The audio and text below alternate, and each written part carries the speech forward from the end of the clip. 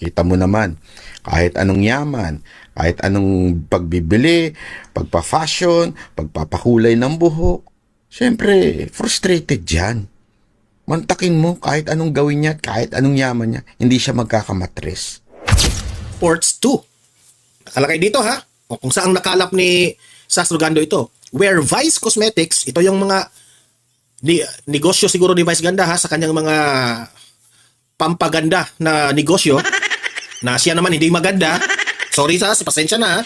Ito, ako pangit man ako. Ito, aabinin ko, pangit man ako. Pero si Vice Ganda, pangit rin yan eh. Gumanda lang yan sa pangalan. Hindi naman yan maganda. Kasi ang pangit ng ugali eh. Yun ang ibig kong sabihin na gumanda ka lang kasi may pera ka. Pero kung wala kang pera, ikaw yung pinakapangit sa lupalop ng mundo. Where Vice Cosmetic Groups Incorporated imports from Vice Cosmetics Group Incorporated imports from China 89.59%. Okay, nag-i-import ito from China. So, meaning to say, si Vice Ganda, ang negosyo mo, isa ka pala sa nagpapayaman sa China. Pero bakit mo pinagtawanan ang mga pro-China? Di umano pro-China, pro-China. Bakit mo pinagtawanan? Di ba?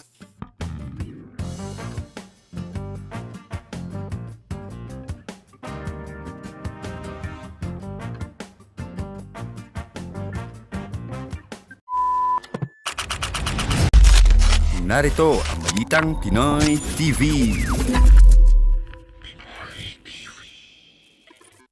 Okay, ayan na nga, no? Pag-usapan natin itong press conference ni Presidente Bongbong Marcos, ha? Nagpa-press conference siya, no?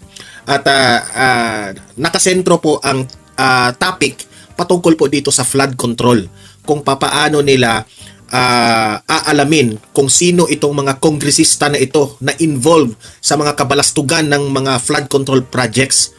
At pakinggan natin ang matinding mga tanong ng mga media patungkol po dito. Grabe. At magko-comment rin tayo kung saan naging palpak itong administrasyon na ito sa flood control projects. Bakit hindi nila ito nababantayan, di ba? Bakit ngayon lang kayo gumalaw, di ba? Oh, ito pa, pag-usapan rin natin itong si very popular vlogger ng ating kaibigan na si Banat Bay ay nagko-komentaryo na patungkol dito sa makiri ni Vice Ganda. Good luck sa iyo, Vice. Kapag si Banat Bay na ang bumanat, the original Banat, good luck. Pakinggan natin ang buong video na yan, no? Pinanata ni Banat Bay itong si Vice Ganda. Yan ang ating topic ngayong araw na to, mainit. Okay? So, ayan na nga, no? Pero bago ang lahat, bago natin yan pag-uusapan, help me po na i-like muna ha at i-share itong video na ito para guys kakalat ito sa taong bayan. Okay? Sabay-sabay nating i-like muna at i-share itong video natin, Facebook at YouTube. 1, 2, 3, go! Okay? Like and share para maraming makalam. And also guys, paki-subscribe at paki-follow ito para lagi kayong updated sa mga balita na kagaya nito at ma-notify ang inyong mga cellphones kung meron tayong breaking news. Okay? So, kagaya nito, breaking news ito. So, sabay-sabay natin i-follow, i-subscribe, Facebook at YouTube. Ready? Follow, subscribe. 1, 2, 3, go! Ayan, thank you very much.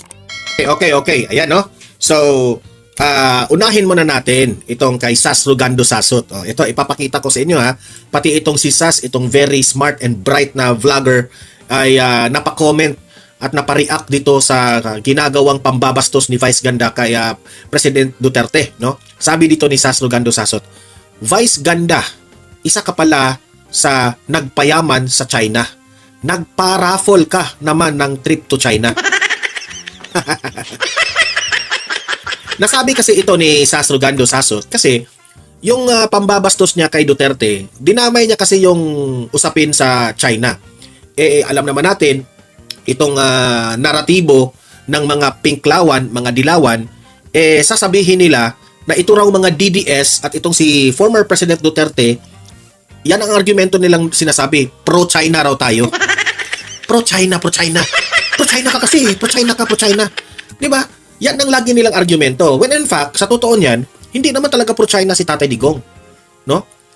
Kung maiintindihan mo talaga ang diskarte ni Tatay Digong sa friends to all, enemies to none, ginawa lang ni Tatay ang isang practical na bagay na hindi niya pwedeng awayin, hindi niya pwedeng makipagbakbakan sa China kasi hindi po natin kaya. And that's the reality. Pero kung ang dilawan, pinklawan at mga loyalista ang kung pakikinggan mo sila, mayabang, kaya raw nila. Kung kaya nyo palang bakbakan sa China, kayo nang mauna doon. Kayo nang mauna. Mayabang lang kayo sa keyboard eh. Mayabang lang kayo sa cellphone, di ba? Yan nga ang lagi kong sinasabi ko dito sa vlog ko. Kung mayabang ka, kung sasabihin mo kaming mga DDS na pro-China kami, lumabas ka muna ng bahay. Hindi ka nga marunong lumabas ng bahay. Yan ang lagi kong sinasabi. Hindi ka marunong lumabas ng bahay. Ayaw mo ngang lumabas ka lang ng bahay. Oh, nasa keyboard ka lang, naglalaro ka lang palagi. Tapos sasabihin mo pro-China kami. Kasi matapang raw kayo. Kasi lumalaban sa China. Nasa bahay ka lang, naglalaro. Nasa bahay. Kayong mga nagsasabing mga bashers dyan ni Tatay Digong, nasa bahay lang kayo. Pindot lang kayo ng pindot. Patunayan nyo, kayo mismo, mag-una dito doon sa West Philippine Sea. Sige nga, tingnan natin ang tapang nyo. Lagi kayong nagmamayabang na, wala tayong pakialam. Dapat, makipagbakbakan tayo sa China. Hindi tayo, kaya natin yung China na yan, kaya natin. Kasi tutulong naman si Amerika sa atin. Utot nyo. Kayo nga ang mauna. Hanggang bahay ka na lang. Hindi ka nga lumalabas ng bahay. Di ba? Tapos, laro ka na ng laro sa bahay nyo. Tapos, makita mo lang yung comment. Pro-China. Utot mo. Lumabas ka ng bahay. Yan ang hirap sa atin eh. Halos nga, takot na takot ka nga lumabas sa bahay nyo. Di ba? Lalabas ka lang siguro sa bahay nyo kapag kasama mo ang mga, girlfriend mo. Di ba? Lumabas ka minsan lang sa bahay. Kahit man lang mag-ano-ano ka. Punta ka sa mga barkada mo. Punta ka sa mga mo. Ganyan ba? Di ba? Yung mga mayabang lang tayo sa ganyan. Sa bahay ka lang nagmumukmok. Wala kang karapatan magsabing pro-China. Utot mo. Di ba? Ito ang sabi ni Sastro Gando. My point. Kasi si Vice Ganda, kinain rin niya ang pangbabatikos kay Tatay Digong. Parang minamak niya itong China. Na ang China raw, di ba? Di ko na madetalye yung kanyang biro doon sa concert. Pero,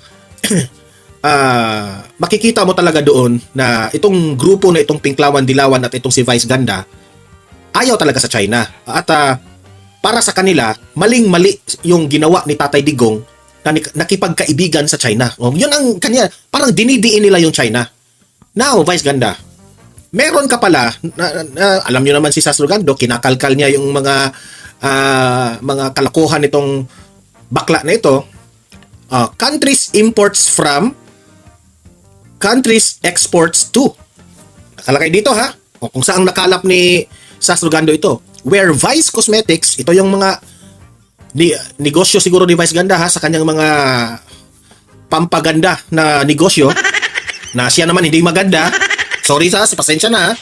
Ito, ako pangit man ako. Ito, aaminin ko, pangit man ako. Pero si Vice Ganda, pangit rin yan eh. Gumanda lang yan sa pangalan. Hindi naman yan maganda.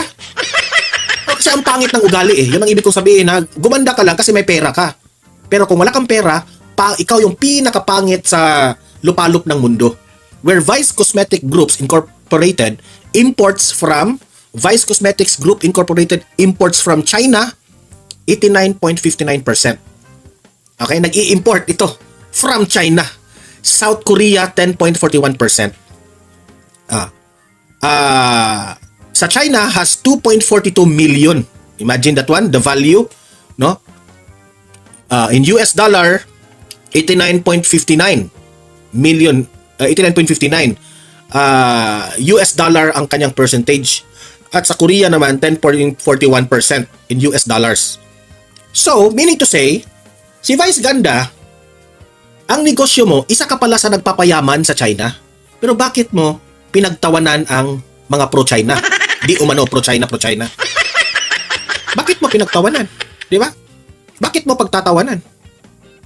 Yan ang tanong ko sa iyo. Bakit mo pagtatawanan? Bakit mo pagtatawanan? Bakit mo imamak si Tatay Digong? Bakit mo imak na kinaibigan niya ang China? Wala kang karapatan kasi nakinabang ka rin. Nakinabang ka. Isa ka sa nagpayaman sa China. Alam naman natin ang China. Halos lahat ng produkto halos lahat ng produkto galing China yung ginagamit natin. Kaya nga natatawa ko eh. Natatawa ko. Meron akong kaibigan.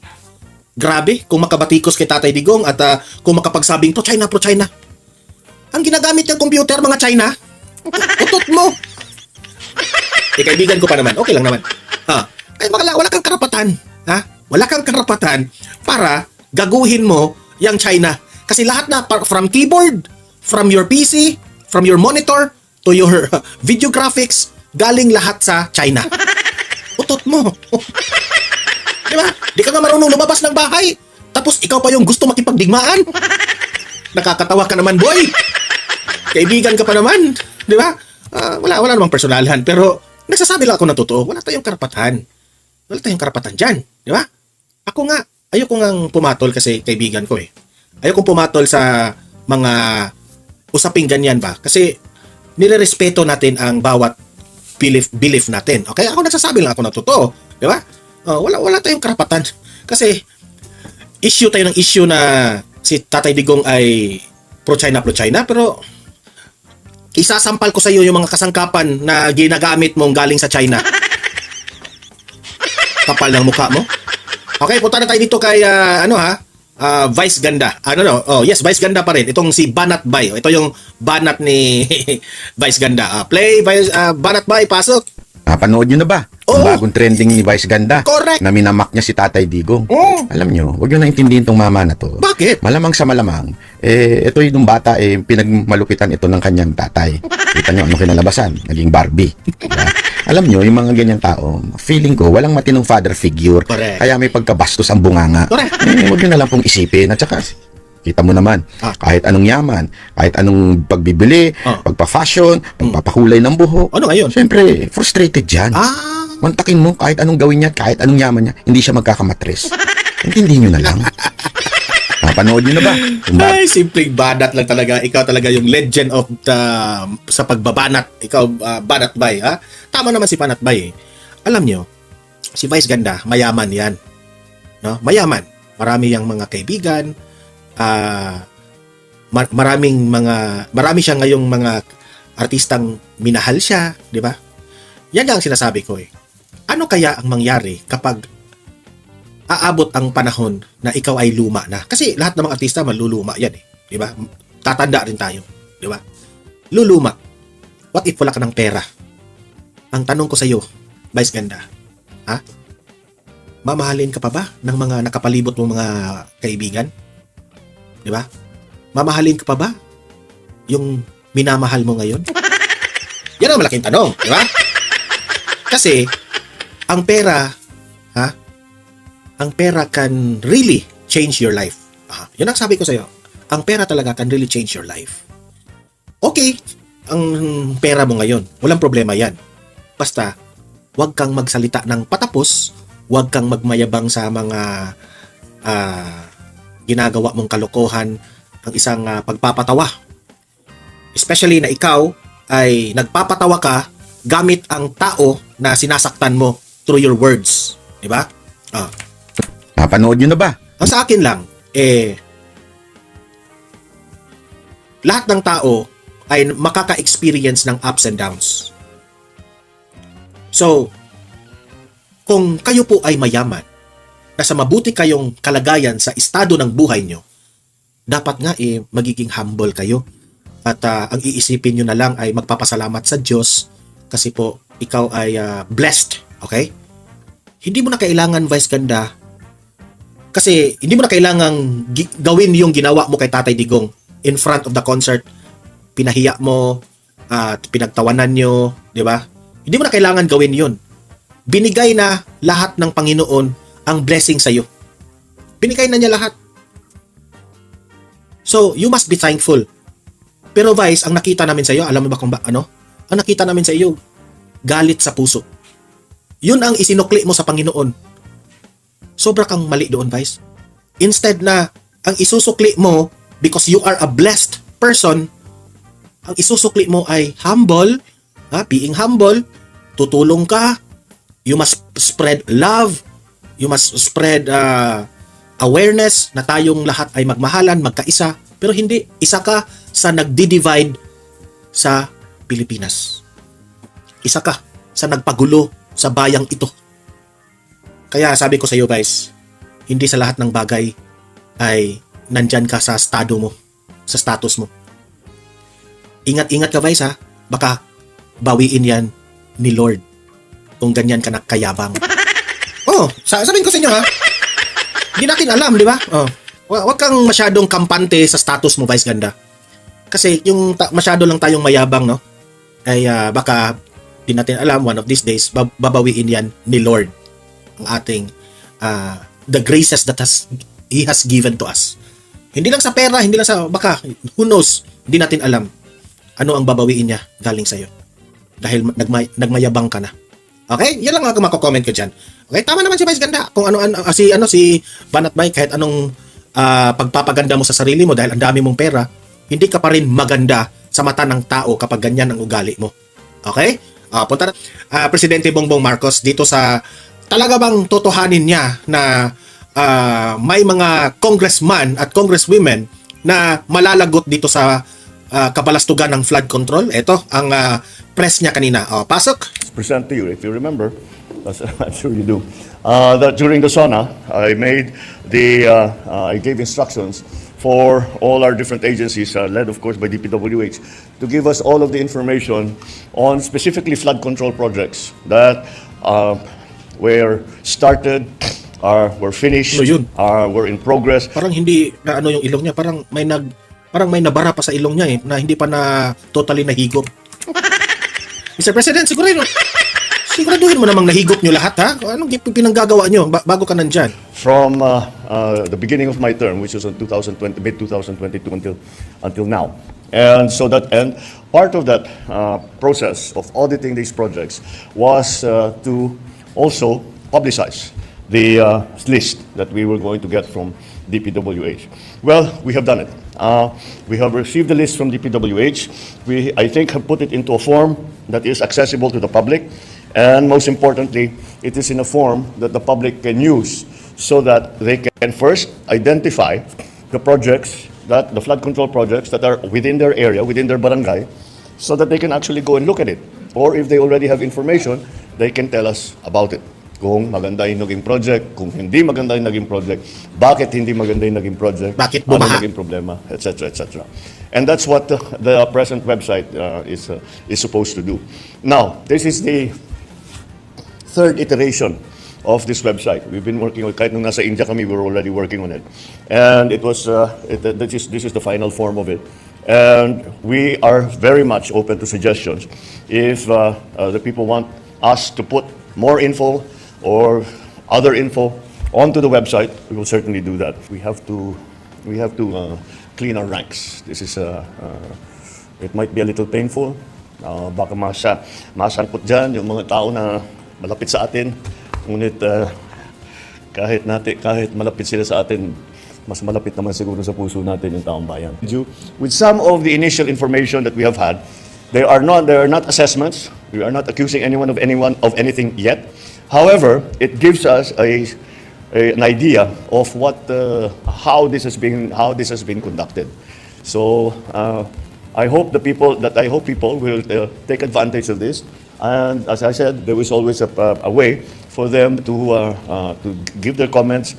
Magsumbong sila kung yan ang gusto nilang gawin. Maaari naman sasabihin nila, hindi, walang problema dito. Yun ang pinakamagandang balita na matatanggap namin.